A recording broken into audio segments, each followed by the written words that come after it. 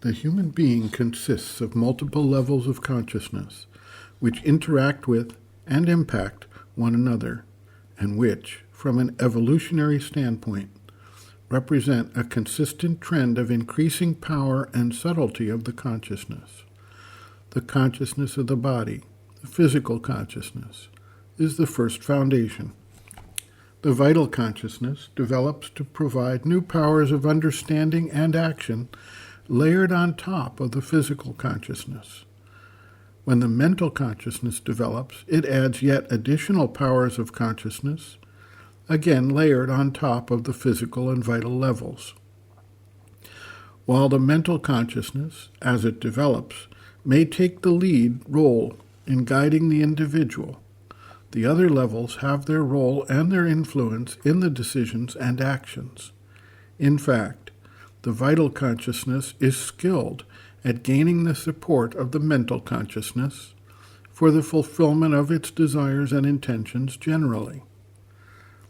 As the mental consciousness works to gain ascendancy, it may try to exercise dominant power over the other levels.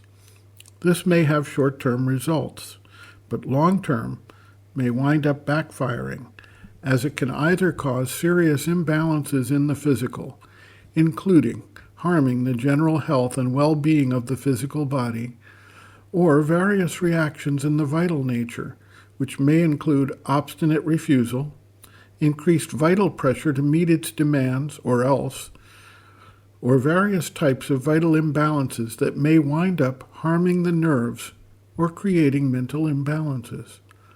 The complexity of the three primary levels active here, and their necessary integration and harmony with one another to be truly effective, exceeds the capacity of the mental consciousness, and thus, perhaps the best that can be hoped for is a type of truce or mutual cooperation and give-and-take situation. It is only when a still higher force becomes active that it can address all of this complexity from a position of knowledge and power.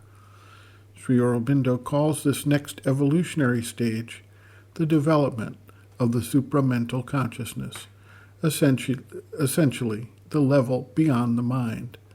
In order to reach a stable basis in this new consciousness, the evolution needs to develop through several intermediate levels, such as the illumined mind, the intuitive mind, the overmind, etc., as Sri Aurobindo has described them elsewhere. This development occurs in conjunction with the coming forward of the true soul of the individual, the psychic being. The psychic being operates as the center around which all this evolutionary development takes place, and it is able to provide clear and direct guidance for the individual once it is fully active in the being. Sri Aurobindo notes, quote, "At a higher stage of the evolution of personality, above that of the vital self, the being of life, the being of mind may rule.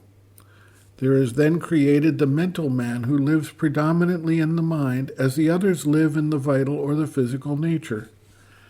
The mental man tends to subordinate to his mental self-expression, mental aims, mental interests, or to a mental idea or ideal the rest of his being.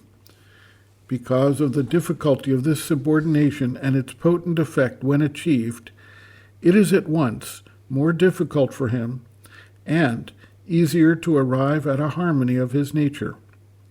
It is easier because the mental will, once in control, can convince by the power of the reasoning intelligence and at the same time dominate, compress, or suppress the life and the body and their demands, arrange and harmonize them, force them to be its instruments, even reduce them to a minimum so that they shall not disturb the mental life or pull it down from its ideative or idealizing movement. It is more difficult because life and body are the first powers and, if they are in the least strong, can impose themselves with an almost irresistible insistence on the mental ruler. Man is a mental being, and the mind is the leader of his life and body.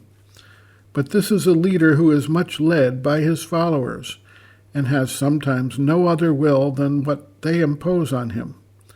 Mind, in spite of its power, is often impotent before the inconscient and subconscient, which obscure its clarity and carry it away on the tide of instinct or impulse.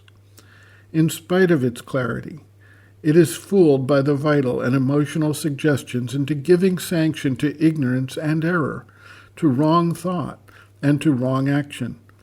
Or it is obliged to look on while the nature follows what it knows to be wrong, dangerous, or evil. Even when it is strong and clear and dominant, mind, though it imposes a considerable mentalized harmony, cannot integrate the whole being and nature.